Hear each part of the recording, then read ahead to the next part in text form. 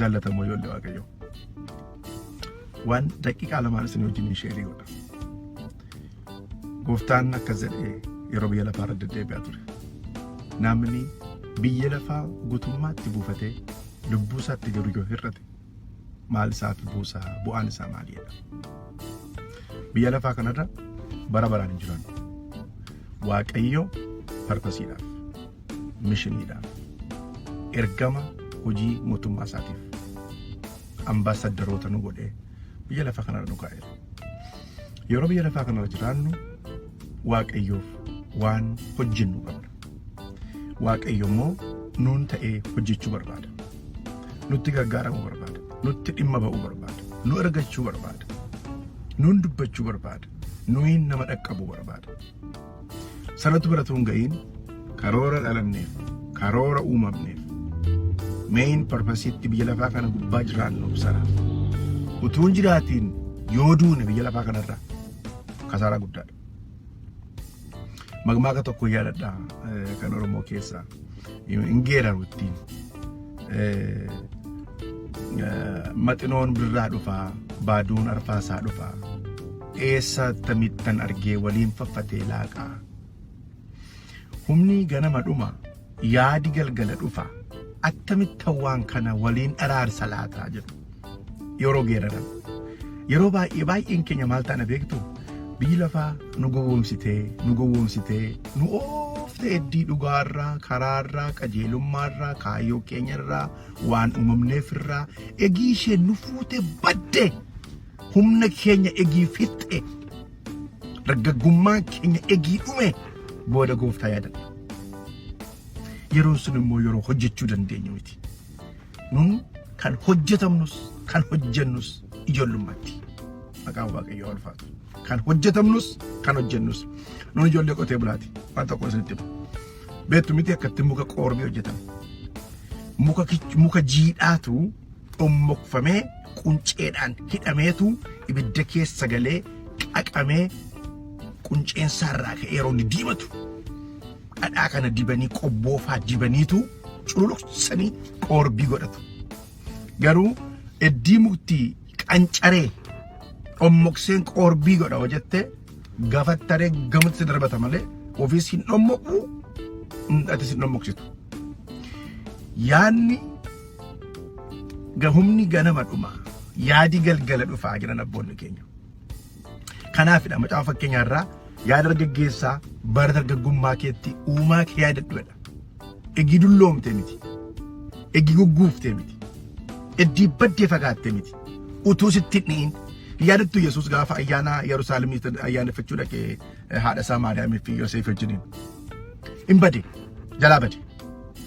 Isaanis karaa guyyaa lama addii fagaatanii booddee deebi'anii dhaqanii barbaadanii argatanii otuu aduun jiru hojii abbaa kootii hojjechuun akkanarra jiru hin beektanii otuu maal jiru utuu aduun jiru.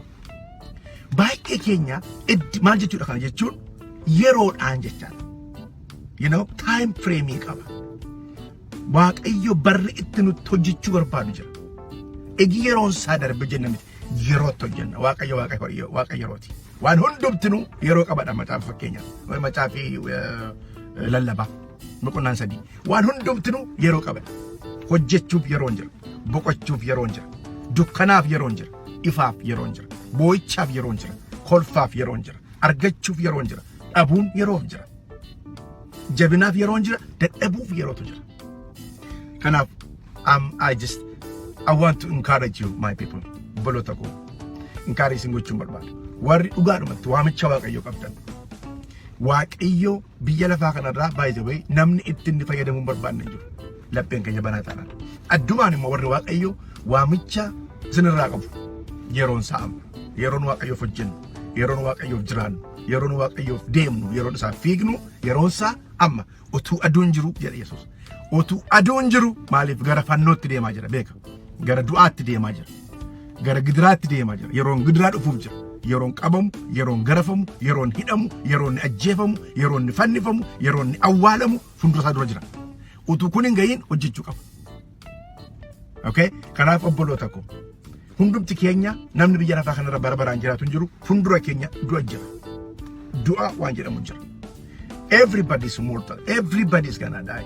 Namni dhaabbate hafunju hindu namni hundumti kana bara. Kanaaf utuu aduun jiru. Utuu aduun kee hillitiin obboleessa. Utuu aduun kee hillitiin obboleetti kaayyoo uumamtee jiraadhu. Waaqayyo dhimma sirraa qaba. Waaqayyo akeeka sirraa qaba. Waaqayyo karoora sirraa qaba. Kanaaf har'a hundumti keenya harki keenya ol kaafnee waaqayyo natti dhimma ba'i.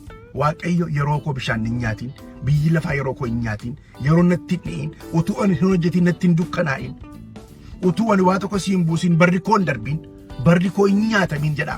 Mataafa qulqulluu keessaa akka jedha bara isaa daana'oon siin jalaa nyaate amaaryaadhaan tamchinnaa kumkubbaa yabalaabbaachuun zaman jedha. Bara isa daana'oof kumkubbaan tamchiin isin jalaa nyaaten isinii deebisa jedha. Barri abee yaa Waaqayyo bara keenya haaromsi jedha mataafa qulqulluun. Barri keessan haa haara obboloota. Barri akka daana'utti nyaatame isin jalaa darbe. Utuu bu'aan buusin, utuu ittiin hojjetiin, utuu ittiin baratiin, utuu ittiin nagadiin, utuu ittiin Waaqayyoof hin hojjetiin, utuu ittiin tajaajiliin barri isin jalaa nyaatame. Maqaa Gooftaa Iyyesuusiin isinii haa deebi'u. Waaqayyo bara keessan haa haaressu. Hallelujah. Waaqayyo bara keessan haa haaressu. Obboloota nama baay'een barri isaa akka daana'oo boqqolloo nyaatuutti nyaatamee dhumaa jira.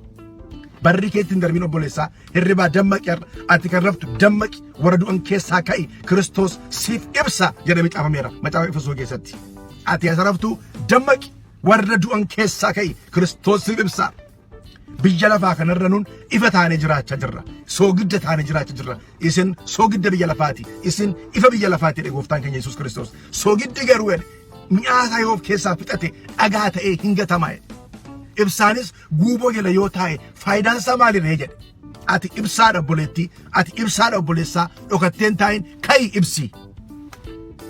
Waaqayyo Gooftaan isin gargaaru jabaadhaa encourage isin gochuudhaafanii. I love you guys. Waan daqiiqaa 8 share godhaa, comment ilaala, eebbifamaa, itti eebbifamaa. Sinna galgee harka kiyyaa sinna baasii baduudhaa silaa hin dhabu akka lafaatti silaa hin dhabu akka lafaatti sinna galgee harka kiyyaa sinna baasii baduudhaa silaa hin dhabu akka lafaatti silaa hin dhabu akka lafaatti.